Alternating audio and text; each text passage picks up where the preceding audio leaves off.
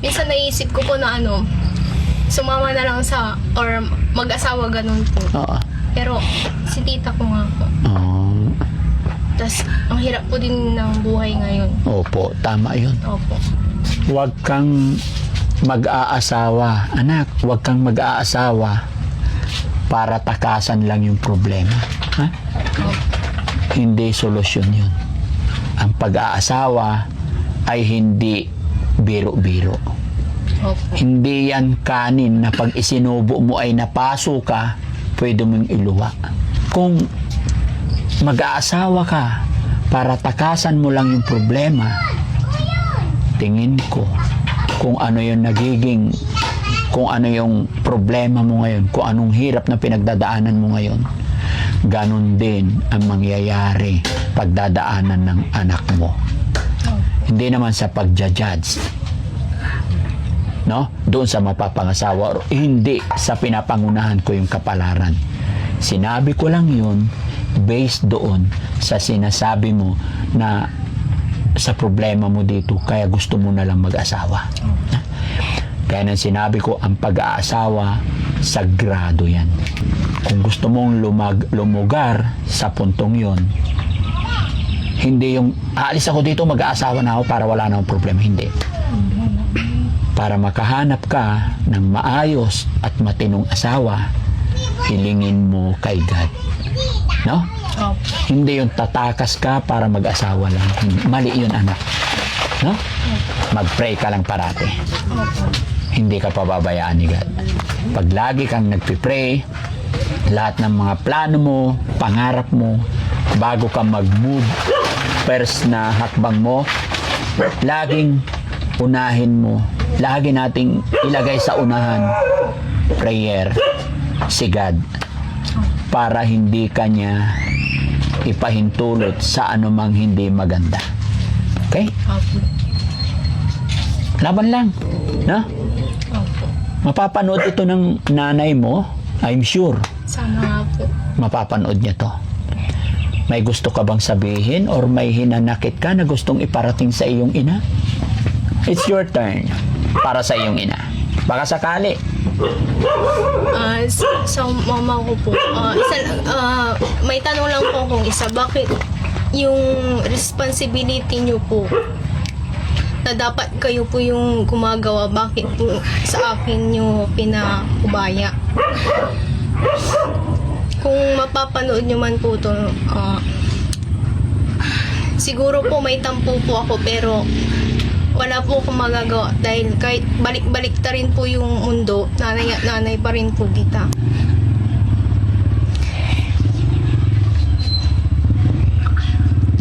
Mahal mo ba yung nanay? Oh. Nanay mo. Gaano mo siya kamahal? Mahal na mahal po kahit ganun po yung ginawa niya. Mahal na mahal ko po siya. Kasi po ang hirap po mawalan ng magulang. Tama. Kasi po, wala na po si papa ko nga po. Kasi Yung nanay mo, mahal ka ba niya? hindi ko po alam. Tanungin mo siya. Mahal mo ba? Mahal niyo po ba ako? Alam ko marami kang katanungan. Hindi ka man niya masasagot. Alam ko may bigat nandyan sa dibdib mo. Pwede mong sabihin para mabawasan yung bigat. Baka sakaling marinig niya yung mga katanungan mo, umuwi siya para sa'yo. Sige. Sana po bakit kailangan ko itong maranasan? Dapat po, dapat nanay kayo, dapat kayo yung nagiging magandang halimbawa para sa akin, lalo na po sa at sana po umuwi na po kayo kasi hindi ko po na kaya, yung nahihirapan na po ako pagsabayin yung pag-aaral at pag-aalaga kay tita ko. Basta huwag kang mawala ng pag-asa. Oh. Ano't ano man pinagdadaanan mo, lagi ka lang mag-pray, ha? Opo. Lalambot at lalambot din ang puso ng iyong ina. Sana nga. Opo. Pag-pray mo yan. No? Umiiyak na si ate, no? Ba't ka umiiyak? Naalala ko yung nanay ko. Naalala mo rin yung nanay mo, kaya umiyak ka rin. Laban lang, pray lang kayo. Nakikita ko yung hirap ng buhay niyo. No? So kayong dalawa lagi magkasama. Opo. Paano ngayong gabi? Anong ulam ninyo? Wala po. Wala. Opo. Paano pagkakain na kayo walang ulam? As in. Meron naman po. Pag minsan po, dyan sa kapitbahay po, kapag may nagbibigay din po sila. Paano pag, syempre, pangit din naman yung all the time hihingi sa kapitbahay or aasa tayo. Gugul. Syempre, may time na wala rin silang ulam. Gugulay po. Gulay. Opo. Si ate umiiyak. No? So, hindi, sayang si ate. Sayang. Kasi, kita mo, nagkikwento ka, umiiyak siya. So, ibig sabihin, alam niya lahat nangyayari. May feelings, alam niya. Kung malala ang problema niya, hindi iiyak yan, tatawa na lang.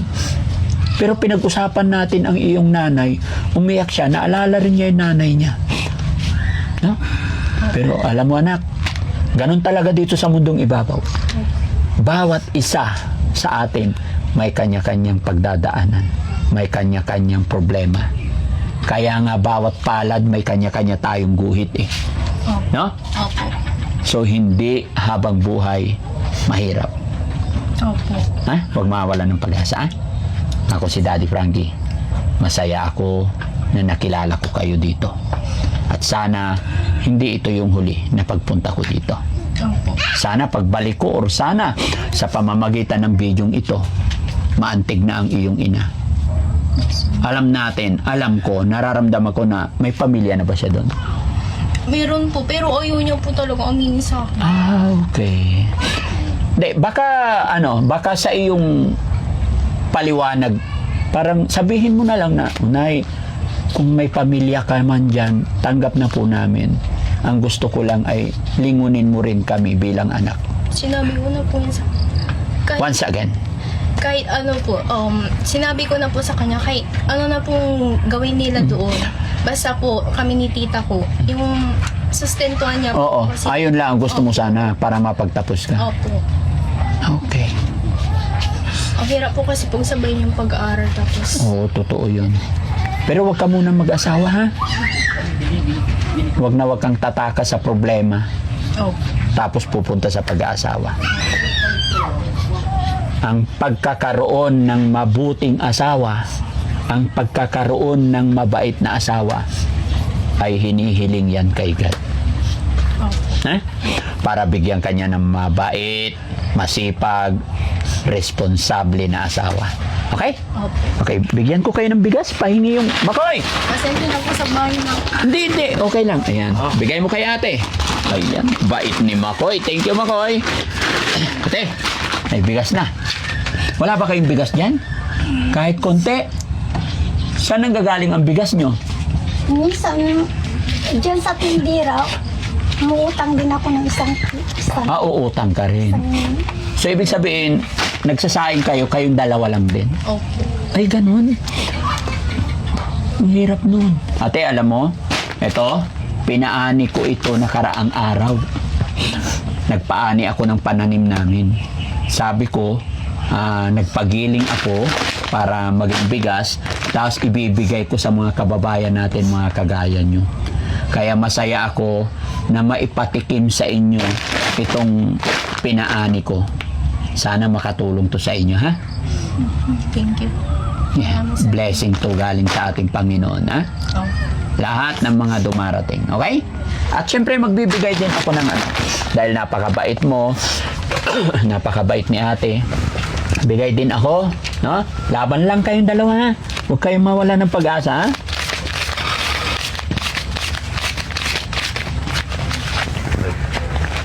Hindi habang buhay, mahirap. Parang gulong lang yan eh. Malay mo, ngayong bata ka pa eh, ha? Basta yung sinasabi ko sa'yo, hanggat kaya mo mag-aral ka. Mag-pray ka lagi.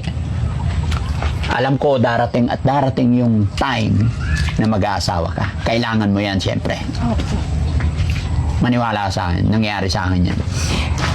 Nagpipray ako noon, sabi ko, Lord, bigyan mo ako ng mapapangasawa. Kung asawa lang, ang dami, nagkalat yan eh, mabilis. Pero maniwala ka sa akin, mag-pray ka. Lord, ikaw na pong bahala sa akin. Ganun. Lagi kang tumawag, lagi mong kakausapin si God. Kahit hindi natin siya nakikita. Diba? Opo.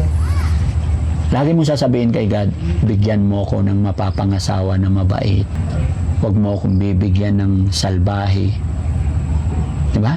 Opo. Para maging maayos. Basta kung ano yung gusto mo, yun ang ipag-pray mo. Diba? Opo. Okay. Hindi ko na masyadong hahabaan, no? Masyado na akong makata. Ay, kamay mo, te. Kanino ko ibigay yung pera? Sa inyong dalawa to, hati kayo, ah? Bahala kayo, sir. Bahala. Marunong naman siya mag-ingat ng pera. Kung saan-saan niya po, ano.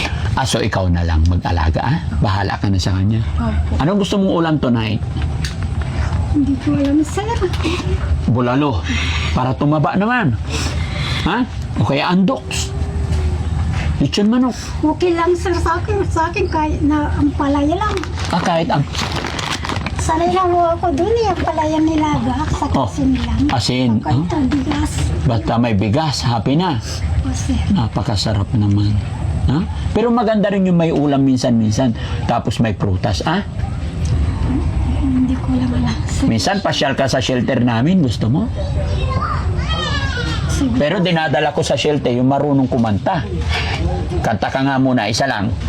Love song, para ipasyal kita sa shelter. Maraming damit doon. Kasi yung damit mo, pati, ganyan mo nga yung damit mo. Oh, butas-butas, bakit butas-butas damit niya? Hindi po siya kasi naliligo. Minsan naliligo po siya, pero yung damit niya yan, binabalik niya po. Isuot pa rin niya. Tsaka madalang na maligo. Opo. Maligo ka araw-araw, ha? Umitim ka na. Ha? Bilan mo siya ng ulam, ha? Opo. Ate, kabay mo. 1, 2, 3, 4, 5, 6, 7, 8, 9, 10. Thank you po. Malaking tulong po to sa amin. Thank you po dahil nakapunta po kayo dito. Gusto ko po talaga siya may ipagamot. Para po para po tuminom po siya.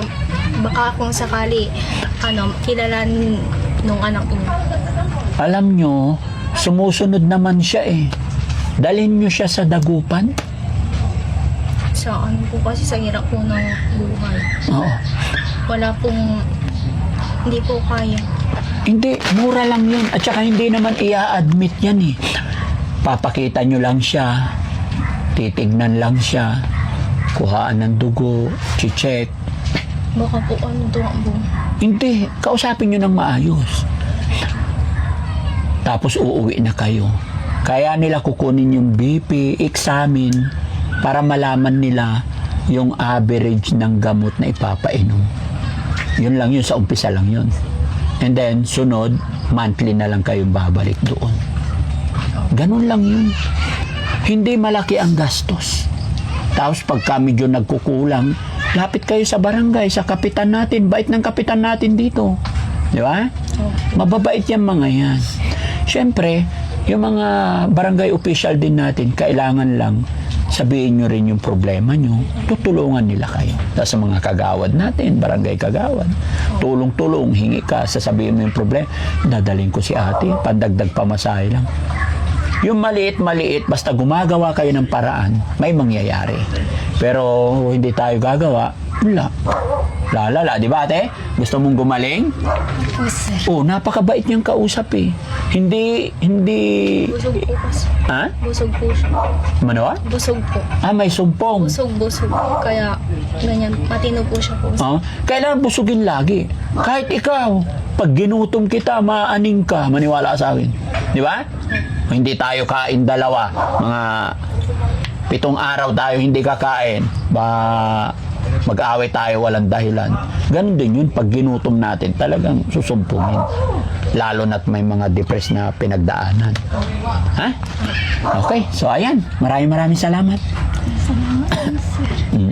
So ano masasabi ni ate, nakarating ang Team Daddy Frankie dito? Nagpapasalamat po ako na nakarating po ang Team Daddy Frankie dito para po makatulong. Sana po marami pa po kayong matulungan kagaya po namin. Okay. May gusto kayo shout out? Si mama ko lang po. Sige. Pag napapanood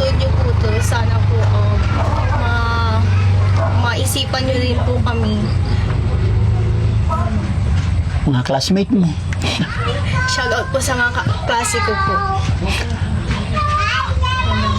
Mga teacher mo, banggitin mo pangalan nila. Matutuwa yung mga yun. Pag nakita ka nila, artista ka na daw. Shoutout po sa mga teacher ko po, sina po Sir Jemerson and Ma'am Hisusa po. Yung mga kapitbahay mo na laging tumutulong gumagabay sa inyo. Anong masasabi mo sa kanila? Sa mga kamag-anak po namin, sa mga kapitbahay po namin, nagpapasalamat po ako na natutulungan niyo po kami. Okay. Si ate, ano masasabi mo ate? May pambili ka na ng ulam. Salamat po sa Diba? Matino, maayos. No? Yun lang po talaga mga kababayan. Isa na naman na kapatid natin ang ating natagpuan dito, inilapit sa atin. Sorry. Ito po scout pala ni Kuya Tax, ni Bakas ni Tax. At salamat sa Panginoon kasi nakapag-abot tayo ng kaunting tulong at nakapag-share tayo ng bigas na inani natin. Kaya mga kababayan, mga kabarangay, maraming salamat po muli dahil nakatulong na naman tayo at nawa po ay hindi po kayo magsawa. At syempre mga kababayan, bago matapos ang video ito, nanaisin kong magpasalamat sa Team Rise Above headed by Tita Hanes. Ano taon naman nangyari sa Team Daddy Frankie mula noon hanggang ngayon. Nandyan pa rin ang Tita Hanes, ang Team Rise Above. Maraming salamat kay Sweet Charm, lahat po ng bumubuo ng Team Rise Above. No? At syempre, sa lahat ng nandyan sa premiere natin, no? Maraming salamat po. Naway hindi po kayo magsawa. Kay Ma'am MK Inday TV, no? Maraming salamat sa pag-support nyo sa amin. At mga kababayan, mga kabarangay, support nyo rin po si Ma'am Inday Okray TV, no? Salamat po kay Tita Au, shoutout sa'yo sa team ni Tita Au. Maraming salamat po. Lahat po ng mga charity vlogger dyan, ng mga kagaya kong charity vlogger, mga nakakatulong sa ating mga kababayan, maliit man o malaki, sumasaludo po ako sa inyo. Patuloy lang po tayo tumulong sa ating mga kababayan sa abot ng ating mga kaya. Magandang gabi po sa inyo lahat. God bless po. Bye-bye.